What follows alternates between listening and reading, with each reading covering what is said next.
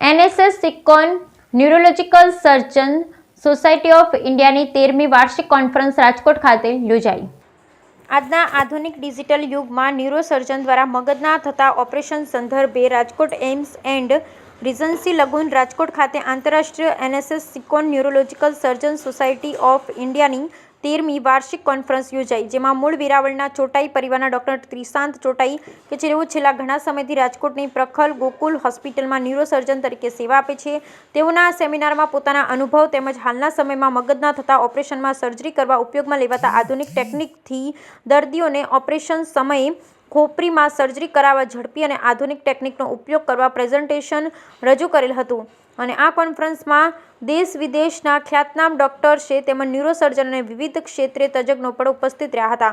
અત્રે ઉલ્લેખનીય છે કે ડોક્ટર ત્રિશાંત ચોટાઈએ પોતાના અનુભવ અને ટેકનોલોજીના સમન્વયથી અનેક ગંભીરતાપૂર્વક ઈજા પામેલા દર્દીઓને જીવનદાન આપવામાં સફળ રહ્યા છે। ત્યારે આ પ્રેઝન્ટેશન માટે NSSICON neurological surgeon society of ઇન્ડિયાની કોન્ફરન્સના સર્વેએ ડોક્ટર ત્રિશાંતની શુભકામનાઓ પાઠવેલ હોવાનું અનીસ રાજની એક યાદીમાં જણાવ્યું। Bureau report Bhimjibhai Bachkotar, Gir Somnath. I'll start. Started? નમસ્કાર મિત્રો, હું doctor Karan Modhwadiya, MD physician અને ICU specialist, Gokul hospital Rajkot. આજે જ્યારે રાજકોટમાં આંતરરાષ્ટ્રીય ન્યુરોસર્જનની કોન્ફરન્સ ચાલી રહી છે, બરાબર, અને એમાં મારી સાથે છે ડૉક્ટર ત્રિશાંત ચોટાઈ સાહેબ, જે ડૉક્ટર પ્રકાશ મોઢા સાહેબ ન્યુરોસર્જનની ટીમ કામ કરી રહી છે।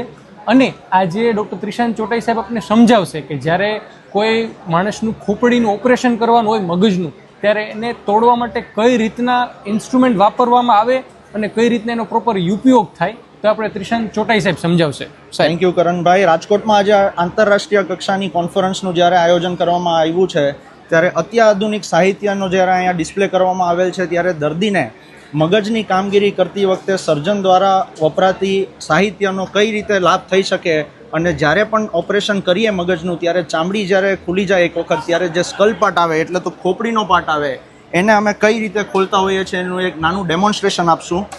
આ છે ક્રેનિયોટોમ ડ્રિલ। એને આપણે જ્યારે આવી રીતના ખોપડી પર રાખીએ અને ત્યારે હોલ કરીએ, ત્યારે આ પ્રકારના હોલ થાય।